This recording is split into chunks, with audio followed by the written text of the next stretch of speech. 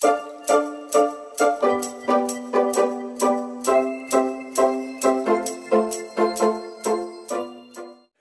jangan kita mengapi-apikan semangat kebencian itu kerana ia bisa menghancurkan negara kita yang kedil ini. Bahawa kita telah menubuhkan Malaysia ini dengan Sabah, Sarawak dan Semenanjung. Negara ini bukan saja dimiliki oleh orang-orang Melayu.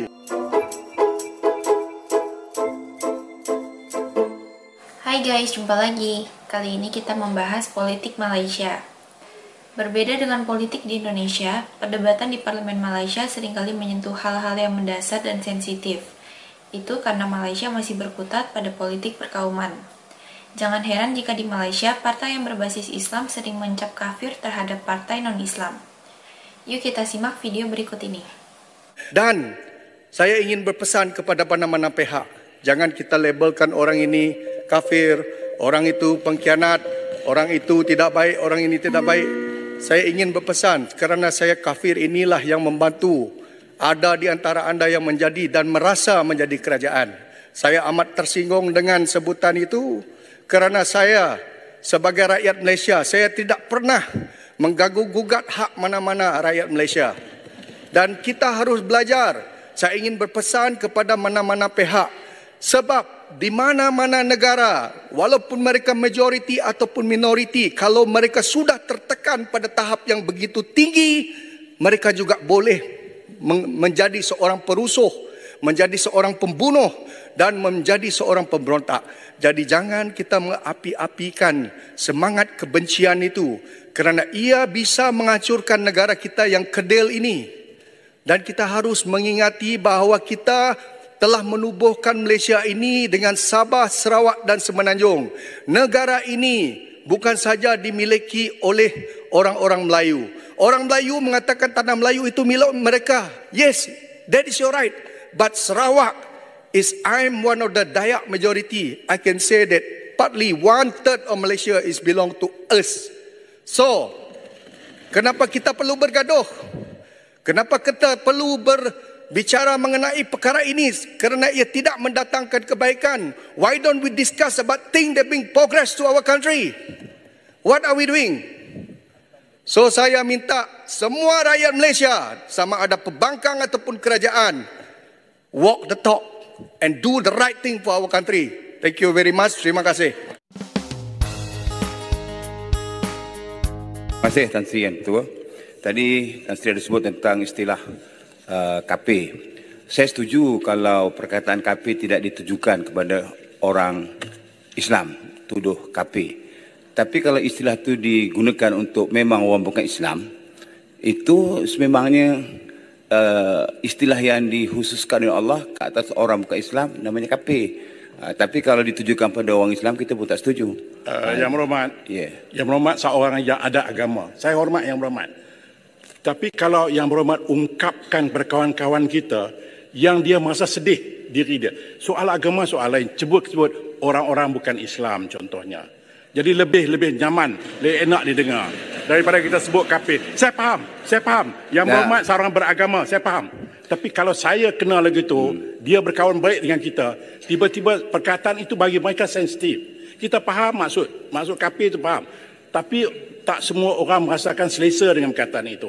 Jadi saya minta, saya mohon, saya rayu sangat YB, jangan gunakan kata-kata yang boleh membuatkan mereka rasa sensitif. Itu saja. Boleh dia tak timbul isu sensitif. Kalau kita nak debate sampai petang pun tak habis. Saya minta janganlah. Tan Sri sedikit menjawab Parit Bunta. Dr. Yusof Al-Qardawi pernah menyebut bahawa perkataan kafir tidak wajar lagi digunakan. Sebaliknya perkataan yang paling sesuai adalah muwatinun atau rakan senegara. Jadi itu lebih harmoni. Apa pun jua sengatan ini, terima kasih. Saya minta lah Wabi, saya minta. Saya tahu Wabi lebih hebat daripada saya. Kita keluarkan istilah tersebut bukan bermakna kita nak menghina. Tapi kalau misalnya dalam ayat Quran, jelas disebut kita baca ayat Quran yang berkaitan dengan sifat orang kafir dan sebagainya, yang terpaksa kita baca ayat tersebut. Adakah itu termasuk dilarang? Innal ladzina amanu wal ladzina kafaru contohnya. Takkanlah itu pun tak boleh. tengoklah penggunaan ayat. Saya tidak menyebut tidak boleh. Jangan asosiatkan. Jangan bergantung kepada penggunaan ayat. Kalau ayat itu memang ditafsirkan begitu, kita nak kata Yang berhormat, kalau saya nak buka medan ini, akan ada 70 orang akan bagi pandangan berbeza. Kalau nak buka medan ini. Jadi cukuplah. Saya faham. Tapi tengok keadaan lah. Terima kasih, berhormat. Tengok keadaan. Baik. Kalau memang ayat itu diterjemahkan begitu, Yang berhormat cukup. Tidak bermaksud untuk nak menghina. Dah cukup. Cukuplah, cukup yang mat. Tidak bermaksud untuk menghina, tapi memang itu Yang berhormat, istilahnya. apa lagi yang nak buktikan? Saya kan cukuplah. Begitulah guys perdebatan mengenai istilah kafir di parlemen Malaysia. Perdebatan seperti itu amat sering terjadi. Hal itu memperlihatkan betapa rapuhnya perpaduan di Malaysia. Yuk kita lanjut lagi ya. Dan kita setuju. Kita tak setuju orang kata DAP ni kafir harbi walaupun memang kafir. Dan kita setuju. Kita tak setuju orang kata DAP ni kafir harbi walaupun memang kafir. Tuan Di-Pertua yang saya hormati, yang saya sanjung. Speaker, Janganlah. dengan izin Timbalan Speaker, tapi tadi apa dalam dia punya penjelasan yang menyatakan DAP Yang hormat, duduk. Saya tak selesai lagi. Lagi kamu yang berhormat masuk, kan? Jadi lagi susah saya nak selesaikan. Peraturan 36/4 menggunakan bahasa kurang sopan dan biadab. Tadi sebelum Yang Berhormat duduk selesai perbahasan, Yang Berhormat daripada Pengkalan Cepa, beliau telah mengeluarkan kenyataan, kita semua telah dengar bahawa DAP adalah kafir. Kita ada ahli-ahli parlimen daripada Bentong, daripada Bangi, daripada Bukit Bendera yang beragama Islam. Saya minta Yang Berhormat, kalau nak mengkafirkan kami tak ada masalah, tapi kenapa menyatakan DAP kafir sedangkan walhal Yang Berhormat daripada Bangi, Yang Berhormat daripada Bukit Bendera, Yang Berhormat daripada Bentong merupakan ahli-ahli parlimen yang beragama Islam, sama agama. Tolonglah jangan biadab macam ini Yang Berhormat. Saya minta Speaker, saya minta beliau tarik balik kenyataan itu. Sebab kenyataan yang dibuat oleh beliau, DAP adalah kafir, itu adalah kurang sopan dan memang biadab. Kalau saya tak bangun mempertahankan ahli-ahli parlimen daripada Bentong, Bangi, daripada Bukit Bendera yang bersama agama Islam dengan Yang Berhormat. Baik, Yang Berhormat, I got the point. Terima kasih. Duduk.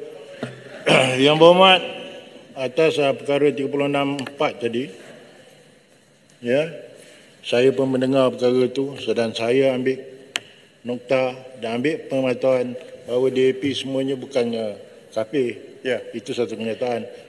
Saya arahkan tajuk balik Yang Berhormat. Okey, Tuan Di-Pertua, saya setuju dengan Tuan Di-Pertua. Bagi saya Dalam bahasa percakapan, dalam ilmu seni percakapan bahasa Arab disebut itlaqul kulli wa iradatul juz'i. Kita sebut secara menyeluruh tapi yang kita maksudkan hanya yang tertentu saja. Jadi yang saya maksudkan tadi ialah Jelutong, kafir, Ipoh Timur, kafir. Jadi saya sebut umum tapi yang dikehendaki ialah khusus kepada yang tertentu. Kalau itu disalah tafsirkan tarik balik. Tapi saya sebut DAP kafir harbi yang didakwa oleh Mufti Pahang, kita tidak setuju kerana konsekuensi dia sangat besar. Di-Pertua, saya setuju dan saya akur dengan arahan Di-Pertua. Itulah yang saya telah pun jelaskan tadi. Terima kasih Di-Pertua. tarik balik atau tak? Yang Berhormat, Timbalan Speaker dan ketegasan. Saya memang menghormati ketegasan Timbalan Speaker. Tetapi kenyataan yang dibuat tadi bukanlah kenyataan begitu. Beliau memutarbelikkan kenyataan. Kenyataan yang dibuat oleh beliau adalah menghalakannya semua kepada DAP. duduk, Kita dengar. Yang Berhormat, Kita dengar tadi. Duduk. Kena belajar. Saya malu duka cita kerana beliau menghalakan kenyataan itu kepada ahli-ahli parlimen dari DAP yang sama-sama beragama Saya Islam. dah jelaskan tadi. Yang Berhormat Jelutong duduk. Saya dah buat keputusan dan Yang Berhormat telah menarik balik. Itu telah on record ya. Jadi selesaikan perkara itu. Begitulah guys perdebatan di parlemen Malaysia yang amat mengherankan. Bagi orang Indonesia, hal tersebut tentu saja amat aneh. Semua itu terjadi karena masih adanya politik perkauman di Malaysia. Apalagi Malaysia juga belum berhasil membentuk satu bangsa. Terima kasih sudah menonton sajian kami. Sampai jumpa lagi.